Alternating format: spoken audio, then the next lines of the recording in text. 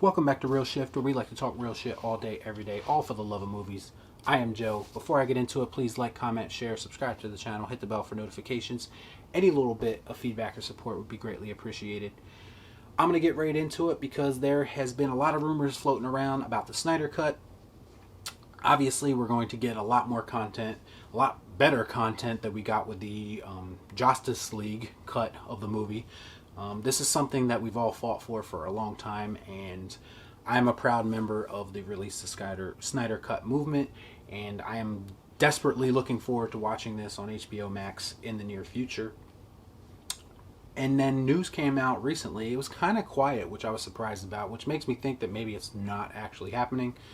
But I'm going to talk about it anyway because it is kind of interesting, and it kind of plays into something that I talked about in my Michael Keaton returning as Batman video that I did at least a week ago or a couple weeks ago, whenever that news broke. So there's a rumor now that Ryan Reynolds is going to reprise the role of Green Lantern in the Snyder Cut of Justice League. Most likely in a cameo appearance. I don't think it's going to be anything substantial, but there is a strong possibility that he's going to return as Green Lantern. Now, why that's significant and how do I feel about it? How I feel about it is that I'm going to be completely honest, and I share this opinion, I'm sure, with a lot of people. Ryan Reynolds' Green Lantern movie sucks. It's terrible. It's not a good movie. It was a huge disappointment. I was super excited going into it and completely let down in every way. And I think I tried to watch it a second time and couldn't even get through it. So it's irrelevant as far as, like, do I ever want to see, I guess, his franchise continue? No, I don't. But here's where I think this is kind of interesting for a couple of reasons. Ryan Reynolds has obviously been campaigning for Deadpool 3. But Deadpool 3 is obviously owned by Disney now, or the rights to Deadpool, I should say. So if Deadpool 3 is going to happen, it has to happen under their umbrella. Now, I made a different video last week about how I said that Disney doesn't deserve Deadpool and the X-Men because they're not going to do them justice. Now, I am a firm believer that Ryan Reynolds has already pitched his idea of Deadpool 3 to Disney, and they didn't agree on it, or they decided that it was too risque, whatever the case may be. And I'm thinking that they shut it down because there's definitely reports out there that that movie's never going to happen, which is unfortunate, but I kind of expected it to happen because I just don't see Deadpool being able to happen under the Disney banner. I just don't.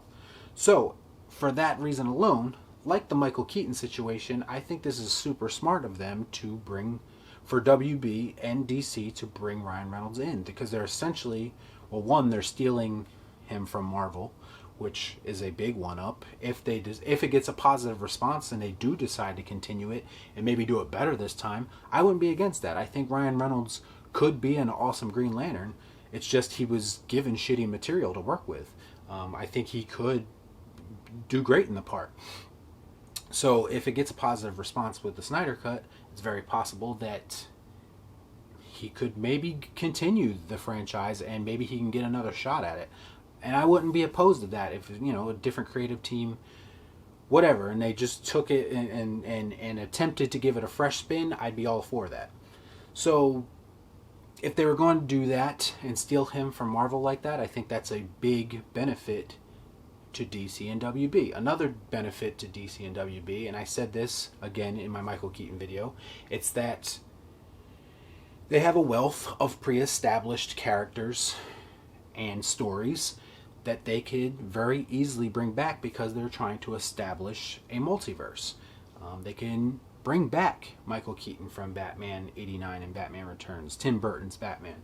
They could bring back Christian Bale's Batman from Nolan's trilogy if they really wanted to. They could somehow bring back Christopher Reeves' Superman if they really wanted to. It would have to be done with CGI, obviously, but it could happen. They could bring back Brandon Routh from Superman Returns. Any movie that DC and WB has ever made together is at their disposal. Unlike Marvel, who has restrictions because a lot of their rights to movies that were made prior to them owning it, they can't work those rights issues out, and they'll never be able to bring in, say, whoever the case may be, older Marvel movies, but pre-MCU Marvel movies, they're not always going to have the opportunity to bring them in. So I think it's a huge advantage to DC and WB to use what's at their disposal, like movies like Green Lantern, who maybe didn't have the best response, but if put in the right situation, and if you bring back Ryan Reynolds and he has a moment in the Snyder cut that knocks everyone off their feet, it could have a positive response, and it could kickstart something, and it could allow you to reset things. And I said this before, the whole idea behind Flashpoint is just, it's brilliant right now because the whole universe is in flux at DC. So this is an opportunity for them to reset everything. They could bring all of these universes together and make one big multiverse, or have it all converge into one universe, and then you have all the same characters in the universe already established. You don't have to go through the whole ordeal of giving everyone an individual movie if you don't want to, because they're already established. Everyone knows who all these people are. Now there's talk of even having Michael Keaton possibly, if the Flashpoint stuff works out, to carry that over and to actually have him be Old Man Bruce in Batman Beyond in a TV series, a live action TV series. And I think that would be great.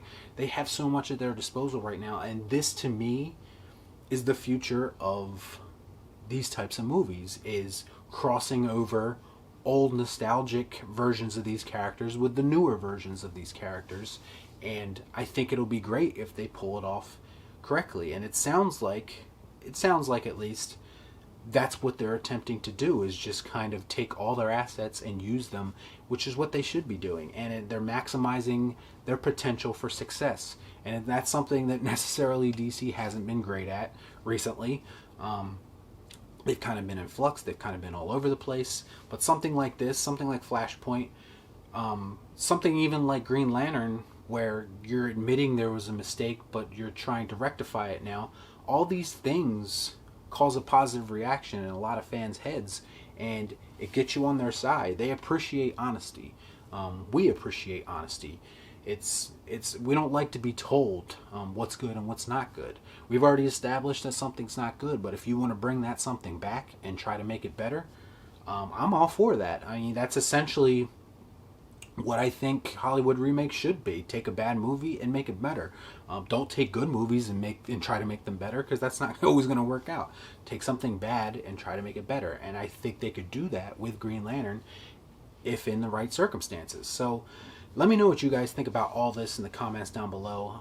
This was an intriguing story for me. Again, it's just a rumor at this point, so take it with a grain of salt. It might not be true, but if it is true, would you be excited to see Ryan Reynolds back as Green Lantern? Love to hear your thoughts. As always, please like, comment, share, subscribe to the channel, hit the bell for notifications, and I'll see you next time right here on Real Shift. Thanks for watching, and peace out.